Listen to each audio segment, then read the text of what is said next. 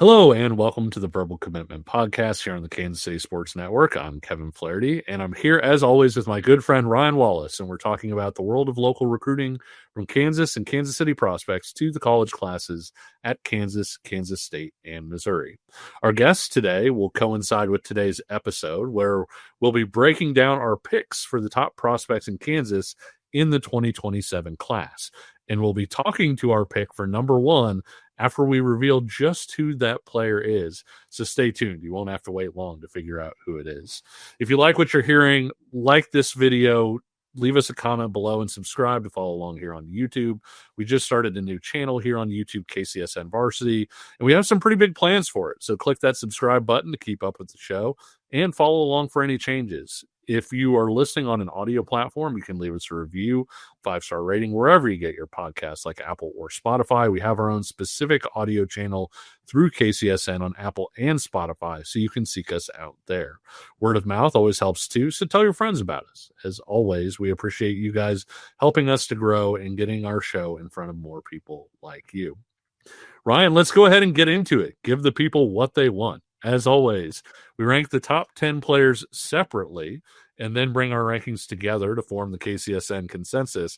And with that in mind, Ryan, let's get through your top 10 players in the state of Kansas in the 2027 class. I was going to say, let me start real quick before we throw it up here. I think, Kevin, because this blanked my mind until just now, we initially just did a top 5, I believe, and that was like last July.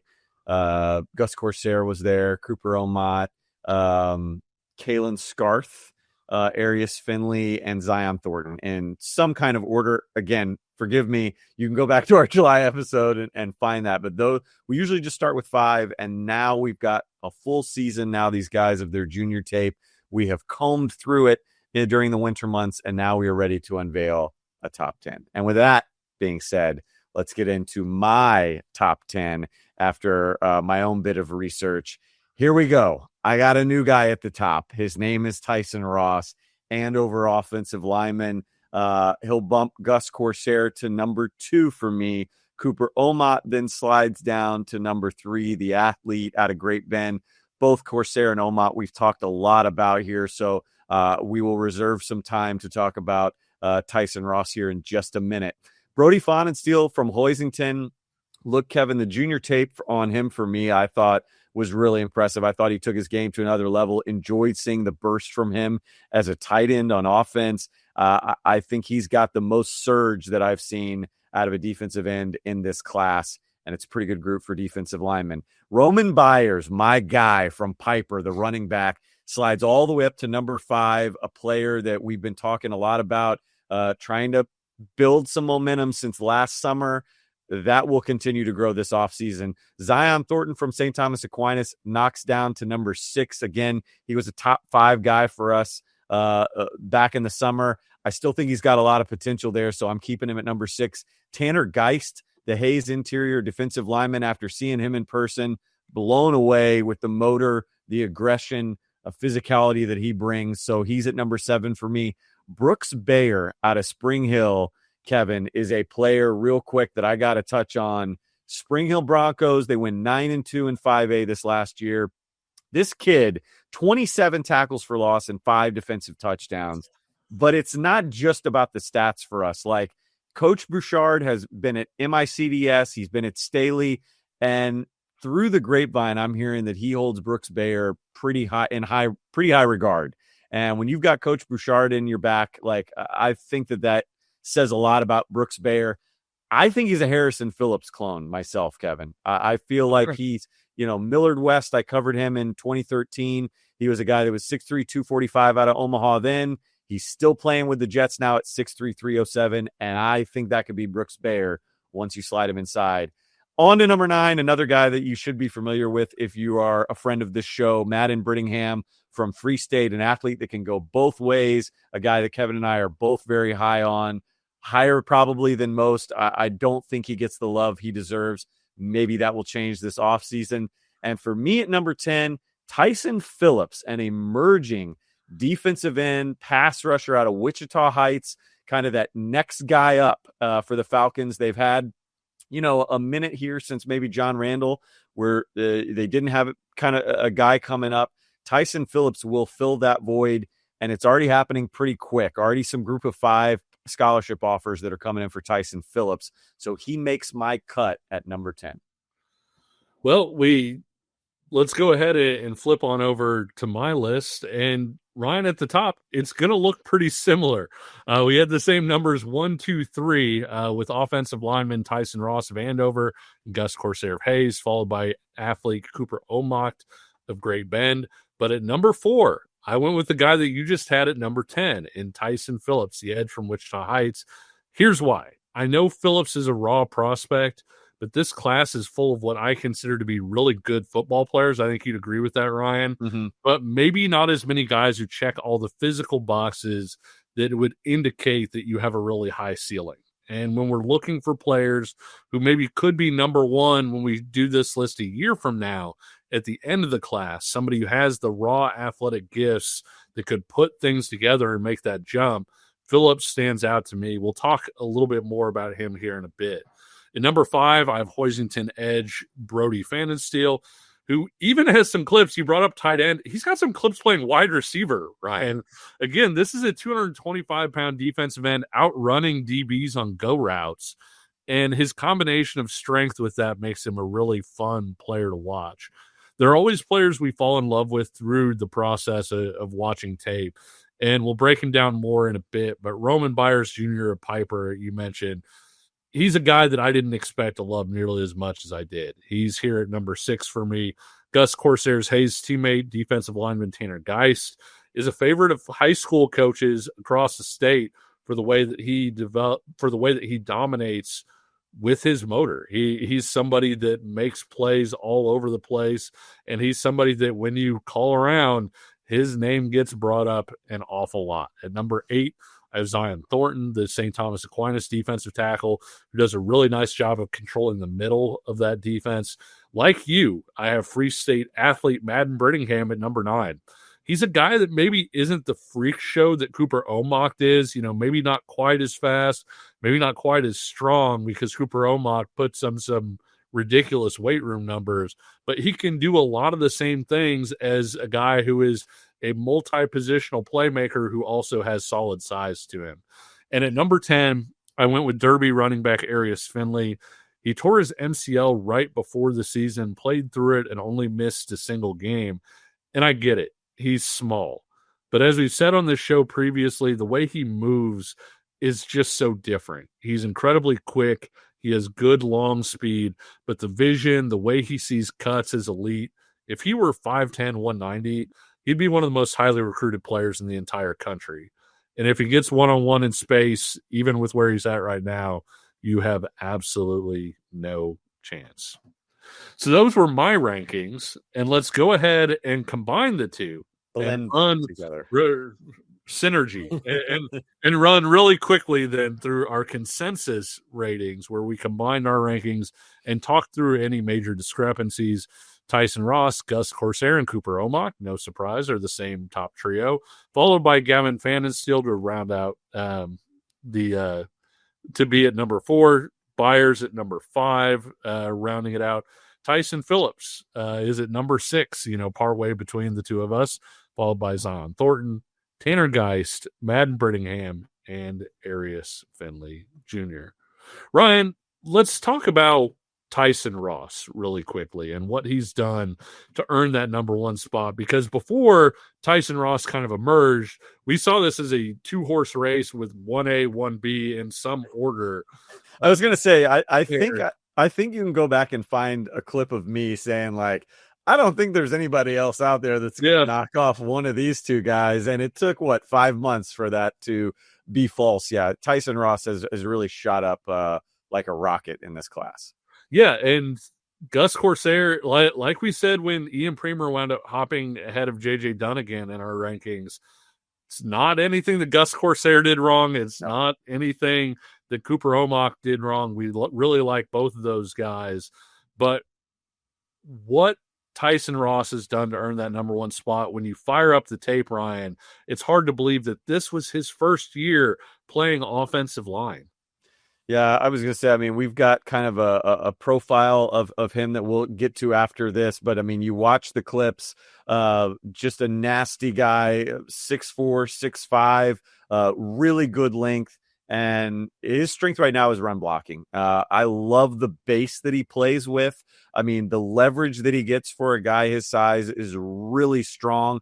This is probably my favorite clip. I mean, you see probably what's going to make him, in my estimation, a better offensive guard than maybe tackle. I think he can stick at tackle. But that last clip, I mean, what you're able to see him do, kind of getting out on a pull and swinging, and the way that he can identify two blocks, the way that he gets into the second level and makes blocks, you definitely see the basketball side of him, right, coming out a little bit. And again, I think this is just a kid that's just scratching the surface. I think you're going to see James Tabor, who's his personal trainer, and all the coaches over at Andover, that body's going to continue to transform. Like Kevin, there's a lot of is it Caden Proctor, right? That played for Alabama and Iowa. He had the kind of flirted with Iowa there, but right, and then went back to Alabama. I see some of that with Tyson Ross. I see another Iowan, Tristan Wirfs, kind of come out a little bit, and he maybe that's where you see some of the offensive tackle stuff come from, because Tristan Wirfs was a little undersized for a tackle, but again, he makes up for it with the length. He makes up for it in the strength and the footwork. But again, Kevin, I see Tyson Ross kind of similar in a way to where we see Kyler Kuhn on the Missouri side. Could be a pretty good tackle, could be an absolutely dominant offensive guard. And again, as I send it back to you, for me, I wanted to clear up again.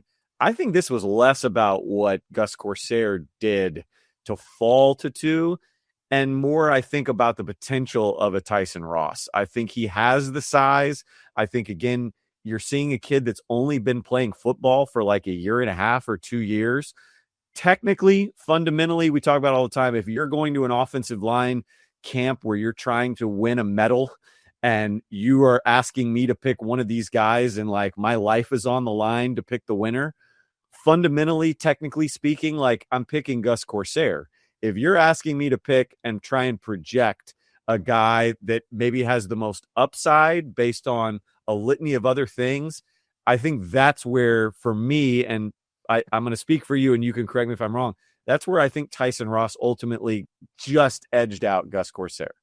Yeah, I would agree with that. I think from a playing style standpoint, he reminds me a little bit of a former Baylor All-American and Spencer Durango. Mm. And even though he was a tackle, they would pull him a lot, Ryan. Like they would run tackle pull stuff where he would pull back into the line to take advantage of his mobility, his ability to track guys on the move. And you see the intelligence with Tyson Ross when he pulls. Yes, you see the athleticism, the mobility, the nastiness. But like you said, he's able to size up targets in real time and figure out where he's supposed to go and what he's supposed to do. And I think when you add all of those different things together, like you said, it's not that he can't play tackle. I think he could play tackle, especially, if he goes the right place. But I think he could be a dominant guard who has an NFL career. I really think that's there for him when you look at the fact that he hasn't scratched his ceiling yet with how early he is still to playing on the offensive line. He's a really, really impressive player. And I think there's a reason you're seeing all these schools from across the country coming into Andover and offering this kid. He's really shown that he can be one of the top, line guys, not just in the state of Kansas, but potentially in the country. Well, and wouldn't you agree too? I think that's another good point that we should make, and we can get into a little bit more about this in depth with this class after the break. But there's Tyson. I love that shot of him from kind of an Andover photo shoot that the guys did in preseason with the stunner shades on, just roaming around Andover taking pictures. I love it. But 13, you mentioned Power 4 scholarship offers and just his first season playing a line. When we talk about not scratching the surface yet, we really mean he has not scratched the surface. The things you see him do in his junior tape, like that's exceptional for a guy that's really only learned the position and played the sport for under 2 years now. So again, it's probably a little bit more projecting than probably you and I are used to doing. But I think, again, the base level, the floor on Tyson is already above what you would expect. But what I wanted to get back to, and what I was saying we can touch on a little bit more in the second half, was it's interesting because he is our number one guy, but it would not surprise me if he's a guy that still, might not immediately jump off the page as a freshman in college. It might not even be his redshirt freshman season that he jumps off the page.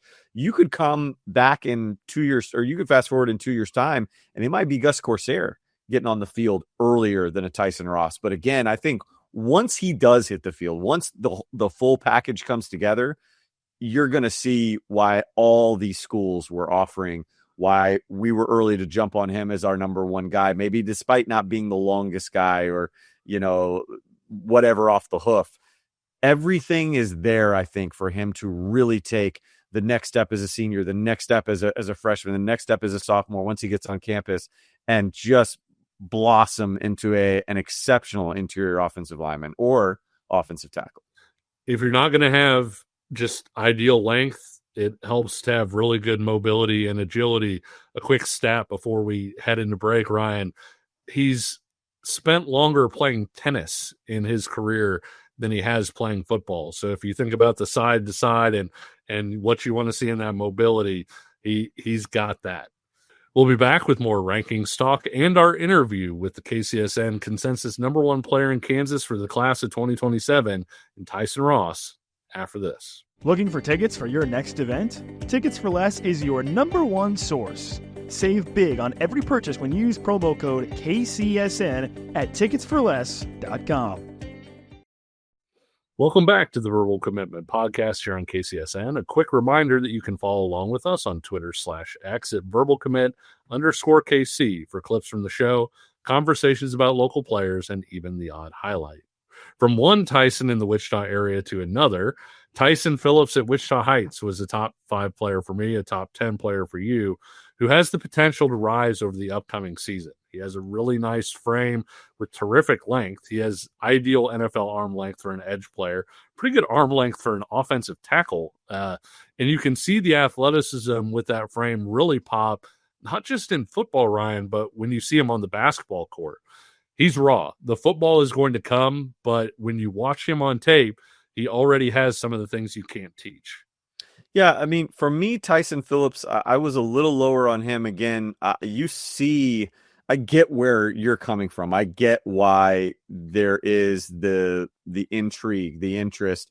For me, it was just I'm not quite there yet on kind of where he is as a football player. Still some hesitancy, right, on maybe the assignment in terms of like basketball wise, like maybe he's still learning the game of football. I think he can get there. Like, don't get me wrong. I definitely think he can get there. I want to see maybe the motor come along a little bit, right? I want to see the pursuit, the backside pursuit come along a little bit. I want to see, him grow in the maneuvers that he has to get around some offensive tackles beyond just kind of using the length and the rip. Like, show me some more stuff. But I get it. Like, there's still enough there for me where I had him in the top 10, right? But sure. I think that's why maybe there was some discrepancy in the margin between you and I, is I just felt a little bit more hesitant on going all in with the projection as opposed to like where he is right now. I've done it before with a Caden Snyder, and there are guys that prove me wrong, right? They say, no, like, watch me. Hopefully Tyson Phillips can prove me wrong for the second year in a row, and we'll see him kind of rise up to Kevin Flaherty level Tyson Phillips in our consensus here momentarily, right? Yeah. How many times have we seen a guy who's confidence is such a huge part, right? Yeah. Like when they understand what they're doing, when they know where they're going, all of a sudden you see a guy that didn't look super twitchy look really twitchy just because he knows where he's going, what he's doing. I'll be interested to see Phillips on the camp circuit, because my understanding is he's going to get out and make some camps and then into his senior year. I think, like I said earlier in the show, I think he's a guy that has the potential to be number one in this in-state class. It's just a question of whether he's going to put all that together. He also has the potential where he's going to wind up kind of where you have him, where he's in that 10 range where you're saying, hey, I'm still intrigued by this guy, but not enough to have him as a top 5 guy or one of the top guys in this class. I was going to say real quick, you brought it up, like I do feel like if you were looking at somebody in our consensus, hell, even somebody outside the consensus, that you said, man, is there anybody outside of that top three that's got a chance to be among the top three when it's all said and done? Probably is Tyson Phillips, just on upside alone. Well, I want to bring up another guy who might also be that type of person. I mentioned him earlier as somebody we both fell in love with, but he was somebody that I think you fell in love with before I did, harder than I did. What stands out to you about Roman Byers Jr. over at Piper? Well, I mean, Arias Finley's kind of been our team fun tape captain in this class, but I tell you what, Roman Byers has given him one hell of a run for his money, because the junior tape on this kid was electric. 6'1", 200 pounds, and he sticks his foot in the ground and goes. And the interesting part is the strength of his game is not breakaway speed. But I think what you're able to see him do is just create so much with the tiniest crease, and he's gone. The vision is there. I think you're seeing the game really slow down for him.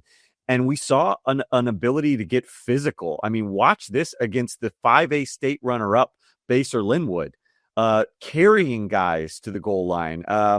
That was a defense that, again, we saw them in person do things to St. James that hadn't been done to St. James really all season. And here's Roman Byers Jr. running through guys, 1,200 yards on the ground, 7.8 yards per carry, and 23 touchdowns. He's also averaging 14 yards per catch with 2 more touchdowns. He was first team All-State, Fontana Award finalist. And the interesting thing, like I said, is his 40 is only a 4.8. And I know he did hit 20 miles per hour, I think, on his 10-yard fly. But the track is coming along. He does track in the spring. He's a power lifter as well. So all those things you start to see a little bit more of in tape. I am curious to see maybe if he can get some of the track speed numbers up. I think that's maybe the one thing that's holding him back. I know fans out there are looking at it and they're saying, you guys both have him in the middle of a top 10 consensus. And I don't see any offers out there. My gut tells me that that's probably what's holding some teams back. I know there's been a lot of coaches running through there. As I've talked to Coach Oric over at Piper, there's a lot of interest in Roman Byers, but maybe nobody that's ready to pull the trigger yet. And maybe it is just about, hey, we want to come see you at camp and see how fast you really are. But again, Kevin, when I watched him on tape, he's fast enough because of he can assess behind the line of scrimmage and how quick his reaction stuff is. And oh, by the way, he was a hell of a safety this year for Piper. We didn't even get into some of the defensive highlights of him coming downhill. I had one coach in the UKC tell me he was among the best defensive backs in pure coverage that they had in the league this year. And again, he's kind of known as a running back only. So a team captain this past season, team captain for the past 2 seasons. Can you tell I can't say enough about Roman Byers? I'm hyping this train up. And as I throw it back to you, I wanted to throw out this similarity, Kevin. For me, striking similarities when I watch him as a running back to a 2023 rusher, an alumnus of the guy we just played highlights on from Wichita Heights, John Randall Jr. I think that the way both of those guys make the most out of very little, and their running style kind of is longer, higher, longer strides and everything. John Randall maybe had a little bit more boost to him, but still not a super breakaway runner. I think Roman Byers might be this year's John Randall Jr. I'll be interested to see what he does in track, because one of the guys that he kind of reminded me of, to be honest, and they're built a little differently, but you're talking about the running style in particular, reminded me a little bit of Cameron Dickey at Texas Tech this year, because Cameron Dickey is a guy that kind of gets up, and when he's on the balls of his feet, I don't care. And I know Dickey ran track, but when that guy got out in the open field, got on the balls of his feet, he ran away from people. And I saw that with Roman Byers Jr. as well. I'm interested to see what that 100-meter time is. I really am, because that could be the key to his recruitment. And you hate to put it all on something like that, but the truth is, and we talk about it on the show, Ryan, we'll tell a coach when a kid goes to a camp that has an NFL Combine laser setup, and we'll say, hey, this guy at this NFL Combine laser setup ran 4.4. They'll shrug their shoulders. You tell them this guy was a 10,500 meter guy, and they sit forward with interest. For whatever reason, those track times True. a little bit differently. So he was in our top 10, and you guys have all seen our top 10. But what about guys that maybe were knocking on the door but didn't quite get in? Who's standing out to you there, Ryan? A guy who was maybe a tough omission. Yeah, well, so like I said, I think if we're looking at this class as a whole, I mean, I thought the defensive line had a lot of interesting guys and a lot of guys too, really on both sides of the line of scrimmage that I know you and I talked about this of like nobody's maybe there yet, but like a lot of guys that have kind of a solid base, but maybe just don't have enough upside. And again, so for me, when I'm trying to think, are you top 10 worthy? There were some guys that were like, just there. Thought hard about a pair of linebackers, right? Cale Kern was one at Great Bend. I thought really hard on. So much one day to Cale Kern. Oh, for sure. But then I ended up probably the one guy that I kept going back to the tape on, another linebacker like Cale Kern from Olathe West. We've mentioned him on this show before. My guy Cash Warren at Olathe West was a guy that to me was knocking on the door. I had Tyson Phillips at 10, and I was like, man, could Cash Warren actually be the guy for me at 10? Because look, I think he's got a big frame. Like this is 6'1", 6'2", 210, 215, maybe upwards of 220, and brings the boom. Like, I mean, here comes Cat. I mean, watch this clip here. Like, physical guy between the tackles. But the thing that's really intrigued me most about him is like, I don't think he gets enough credit as an athlete. This is against Mill Valley, and this is him taking it to the house. This is speed in a body like that. His leading highlight on his junior tape, he's a kickoff returner for Olathe West, an Olathe West team that was the number one team ranked in the state on the east side in that bracket this year. Like, it wasn't like, oh, well, we don't have anybody else that can do kick returns. Like, no, Cash Warren was that good as a kick returner. Yeah. And it's not like he's bouncing off guys. Like, he's running past guys at his size. So I get Austin Romaine kind of vibes from him. Like, yeah, he may not be the athlete that is just crazy Kobe Rhymes, like running sideline to sideline, right? But like, I think he's a guy that between the tackles is really freaking good and probably is an underrated athlete for all the things that he can do.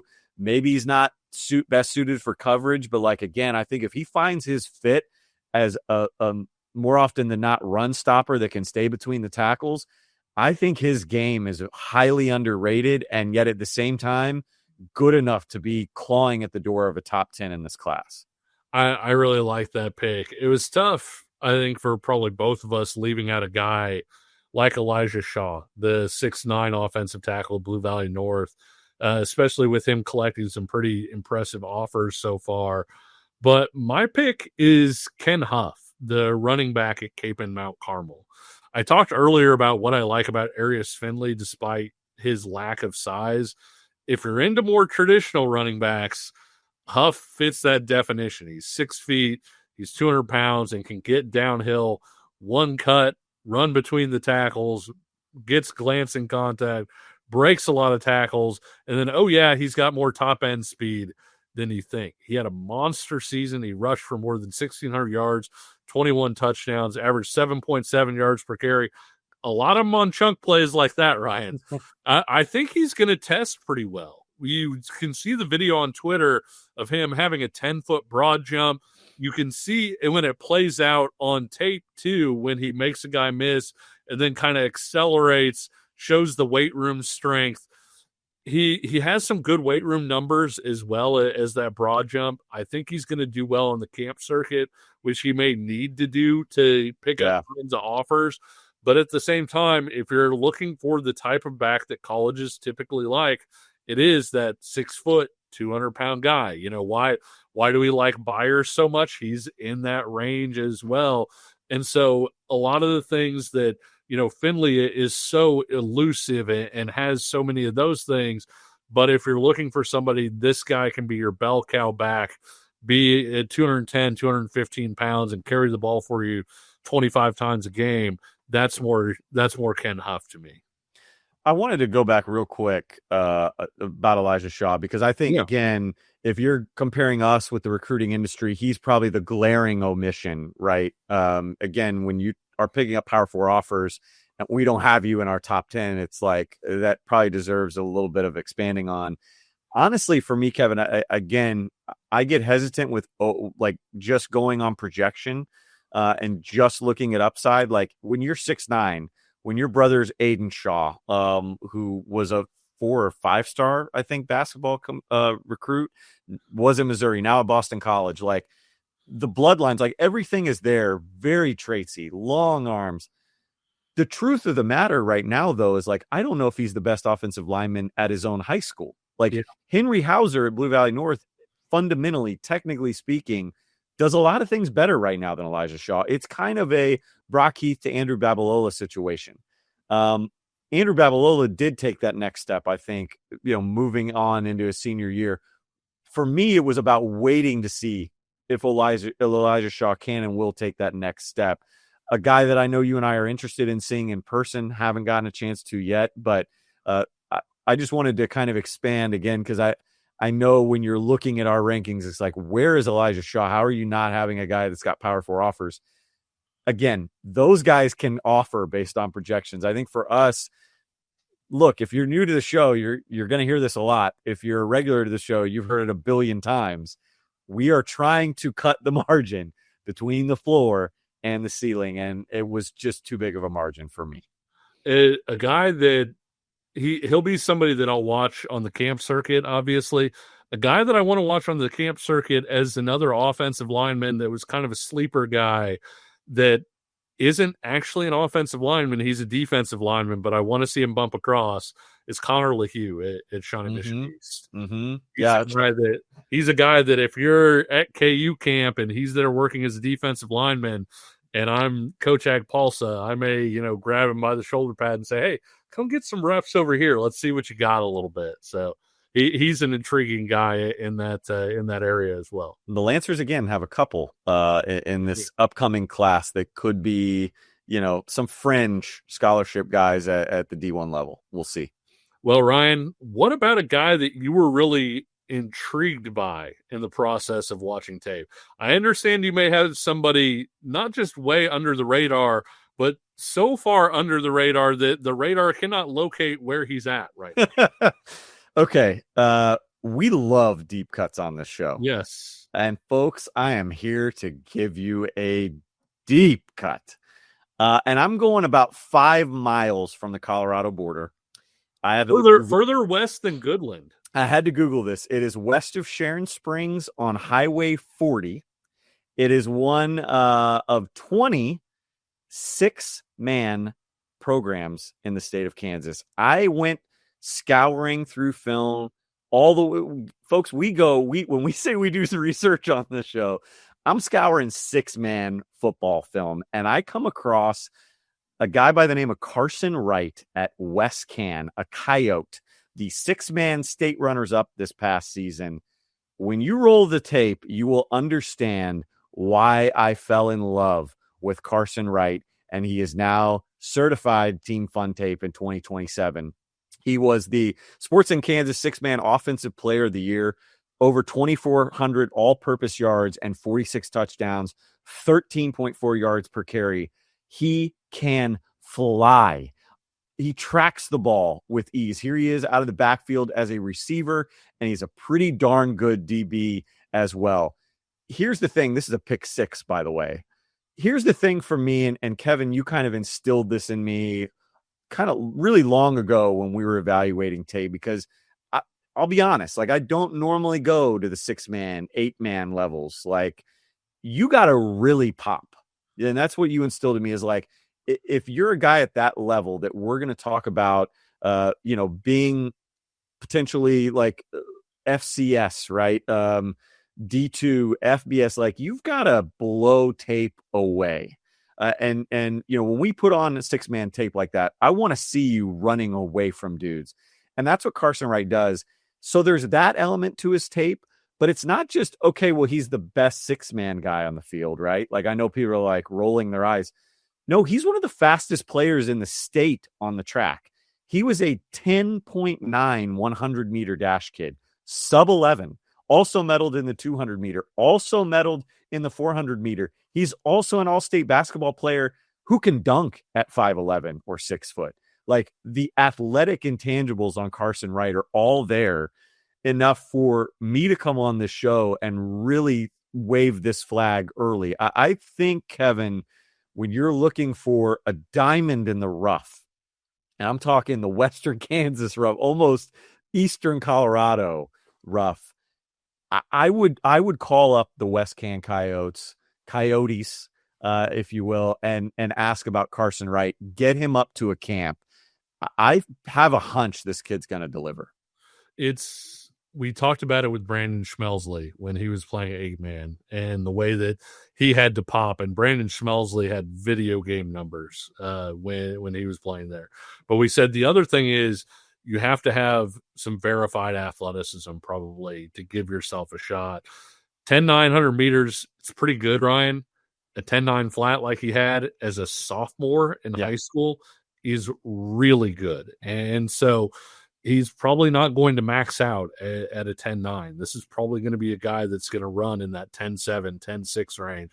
And then you're really cooking with gas. And so when you look at the fact that he ran sub-11 multiple times as a sophomore, including that 10-9 flat, ran in the 22s and the 200 meters, the verified athleticism is there. And like you said, I really hope he gets some camp invites and we get a chance to see this guy in person, because he absolutely jumps off the tape, even beyond the fact that his numbers jump off the tape measure on the track.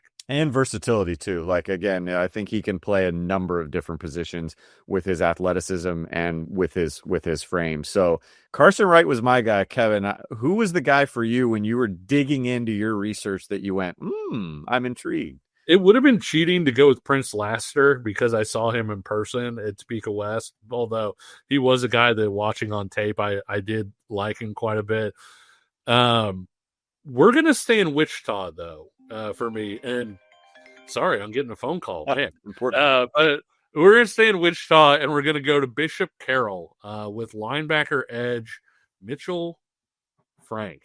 You're talking about a guy, Ryan, who's 6'3", 6'4", 210 pounds, and has a lot of movement and pass rushing skills. He may be the best pure pass rusher in Wichita, but he's not limited to just that. You're going to see the pass rush ability. I mean, he's got that, right? He can get off blocks, but here he is playing in space. And I think this is what really makes him intriguing to me, is he can play kind of that Jack or Leo role where he's not just a straight up defensive end. He can play on or off the ball. He can rush the passer. He makes a lot of plays in the backfield, and you have to love that frame, the length, and the athleticism, the way that he gets downhill. He was somebody I expected to like turning on the tape based on what I had heard. I didn't expect to like him as much as I did, Ryan. Color me shocked that Mitchell Frank was a guy for you, because you were like the booster number one for Walt Gray, and I'm watching Mitchell Frank and I'm like, this is Walt Gray, like 2.0. Really excited to see him develop. And again, I think the thing that, if you're a college coach, that should make that tape fun is the way that Bishop Carroll utilized him. Like, I think that when you start thinking again kind of about those Leos and those outside linebackers, like, there's so many different things that you can do with a player like that and what it can mean for your defense and your alignments and stuff. And I think Mitchell Frank is a kid that, with the way that his body's going to develop, you can maneuver him into so many different mismatches, put his hand in the ground, have him as a stand up. Oh, I'm going to drop him in coverage. Like, really excited to see kind of what his game becomes going into his senior year for sure. We'll be right back with our pick for the number one player in the state of Kansas in 2027, Andover offensive lineman Tyson Ross, and our interview with him. Check it out. Success in real estate takes more than vision. It takes the right financial partner. When someone takes something rundown and turns it into something great, that's called a comeback story, like Brain Group. They take distressed properties here in KC, completely rework them, and then turn them into valuable real estate. But that kind of work needs the right bank behind it. Enter Emprise Bank. They're not about cookie-cutter loans. They saw Brain Group's vision, backed them, and now they're making big moves in Kansas City real estate. Talk about your partner in possible. Emprise doesn't do one-size-fits-all financing. They invest in potential and back growth. Visit emprisebank.com/KC to learn more. Emprise Bank, member FDIC, equal housing lender. We're back on the Verbal Commitment podcast, and we're joined by Andover offensive lineman Tyson Ross, our pick as the number one player in Kansas in the 2027 class. Tyson, welcome to the show. Thanks for having me, Tyson, we said just before you came on that you were our number one player in the state, but it's been a little bit of an interesting journey to get here. You haven't been an offensive lineman for that long. And how did you wind up making that switch from the defensive line over to offense? We talked to Coach Tabor a little bit, and he said it was kind of about you like showing up to a workout and being like, hey, maybe he's pretty good at this whole offensive line thing. Yeah, so basically, I was playing D-line my sophomore year. And, I joined the team a couple games late. So, I had to get eligible, and then I started playing. But me and Tabor started off D-line. So that's how that went. And then, one day I just showed up, and I was like, let's get some O-line work. So, I started getting O-line work, and he was like, maybe this could be your position. So we kept getting O-line work, and, I just got better over time. So that's how that went down. Tyson, you mentioned kind of going into your sophomore year, like you kind of arrived onto this show late. Mhm. And so therefore something had to compel you to want to play football. Like, what was it that pushed you into football? Because I think people watch your tape and go, oh, he must be playing since he was 6 or 7. But in reality, it's only been a couple years. Mm-hmm. So for me, it was always, I wanted to, my trainer always told me, you could be a recruit. And I was like, I wanted to see if it could be true, so I just really put my all into it because I wanted to prove to myself, you can do anything, in that short amount of time. I learned a lot about O-line, but I still have a lot more to learn. So I was just, trying to prove to myself, that I could do stuff. We talked a little bit about it right before we started, but Tyson, you played tennis for a little while and you were a basketball player. Talk about that transition a little bit and maybe how those sports help you, when you're out there playing offensive tackle. So for me, it started with tennis. I played from like the 6th grade to the 8th. That's a lot of footwork, conditioning. And then I came to my dad. I was like, I think I want to switch from tennis to basketball. So that year, I was playing basketball, and that helped me a lot with more of the physicality, being more aggressive because I just came from playing tennis. So a lot of people said I had good footwork in the paint. So I was playing post. And then whenever I got to football, that all just projected to there, and it helped me out a lot with my footwork, hand and eye coordination, speed. Parents, players alike that are out there listening, just so you know that, again, Tyson Ross, former tennis player, number one player in the state on Kansas side. Kobe Rhymes, one of our top guys on Missouri, played volleyball growing up. So, hey, any sport can translate to football. Tyson, I'm curious, what was the biggest adjustment that you had to make going from the defense to the offensive side? What was something that, maybe took you a little bit to try and transition into, okay, now I'm an offensive lineman? So for me, it was thinking more about the plays, On D-line, we had a couple like fronts and, things we had to do, assignments. But for O-line, it was the plays. And I had to learn a lot of the plays, really just think about the stuff that was going on and actually think more, And the footwork side becomes a lot harder because you have to fire off the ball, but you have to do it with the right feet, and the right hand placement.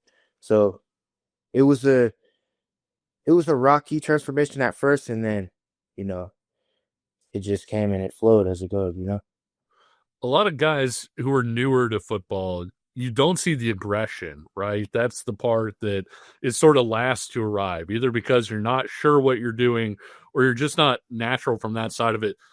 You don't see that on your tape. You don't seem to have a problem with the aggressive part of it. Was that something that was there as soon as you started playing football, or how did the aggression show up and where did it come from?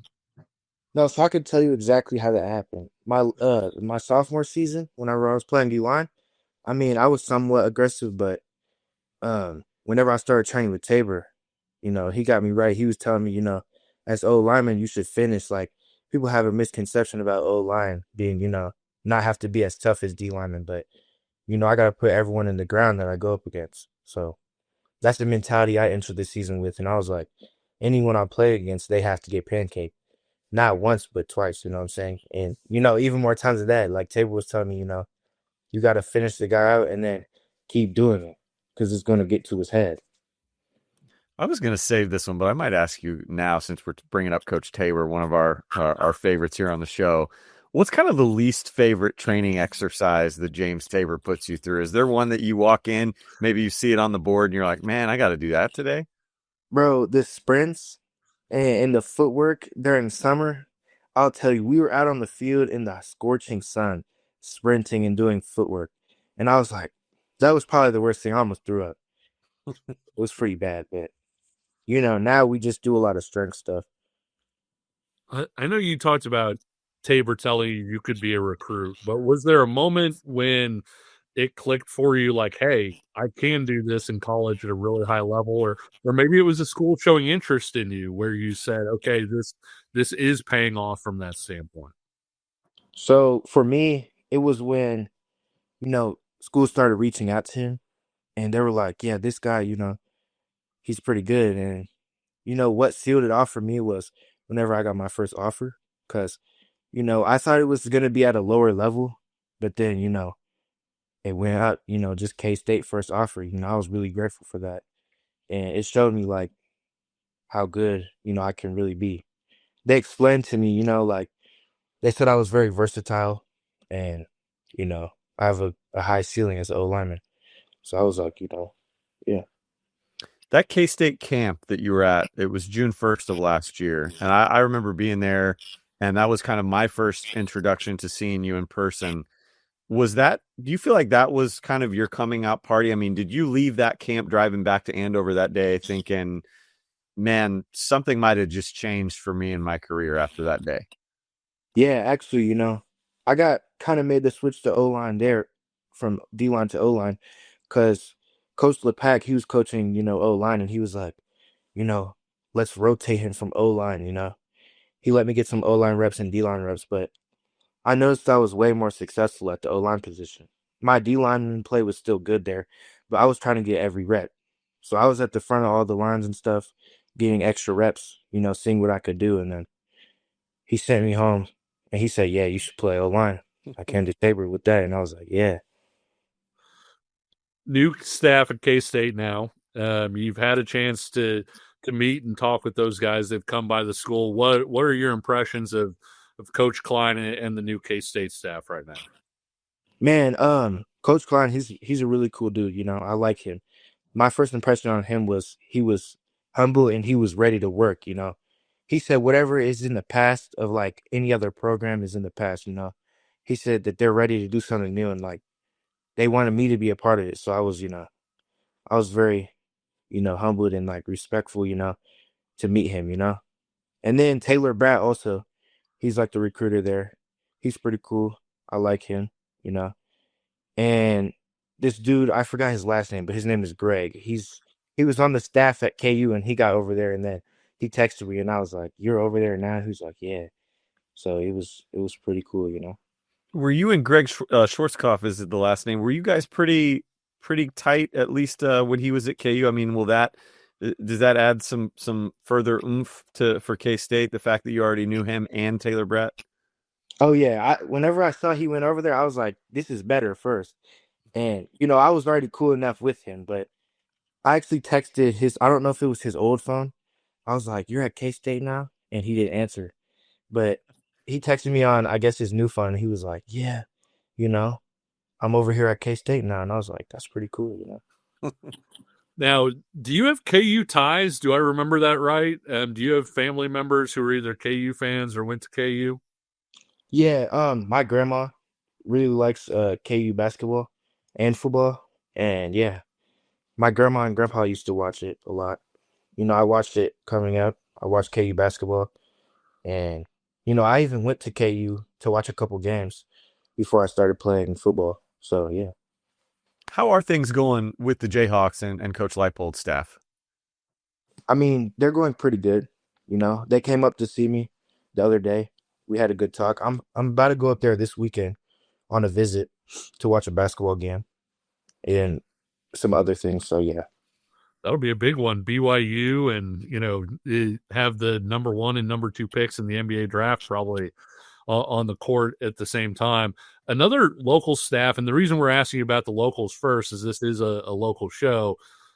Missouri came out and saw you. What's your relationship been like with the Missouri staff, and how has that relationship gone so far? So Coach Jones, he came out to see me one time workout, and then he came out today. So I've been pretty much talking to him the whole time. I really like him. He's cool. And then Coach Drink came out today, and I met him for the first time, and he was a pretty good guy. He was chill. We talked it out, and they told me about the future in Missouri and what they had to offer. So pretty good so far. Some of those staffs, KU, K-State especially, like these are coaches that you're familiar with, right? Or you've been interacting with for at least 6 months, maybe even closer to a year. But I'm curious too about some of these out of state. I mean, Bill Bedenbow was it over, I think, at your house. I saw coaches from Oregon, Eric Mateos up at Wisconsin. Like, what's it been like sitting down and with some of those coaches and the fact that they're coming to Andover? And are there any of those visits or conversations with some of those out of state coaches that kind of left an impression on you where you're like, hey, like that ended up being a better visit than I thought it was going to be? Yeah. So first of all, Coach B came out, and he just talked to my family. He met him.